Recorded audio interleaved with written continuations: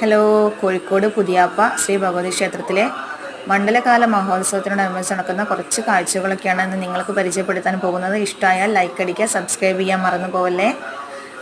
നമുക്ക് അവിടെ ചെല്ലുമ്പം തന്നെ കാണാൻ കഴിയുന്ന ഒരു മനോഹരമായ കാഴ്ച എന്ന് വെച്ചാൽ ഒരു 4-5 കിലോമീറ്ററോളം ലൈറ്റുകളെ കൊണ്ട് അവർ അലങ്കരിച്ചിട്ടുണ്ട്. അതിമനോഹരമായി തന്നെ നമുക്കത് കാണാൻ കഴിയും.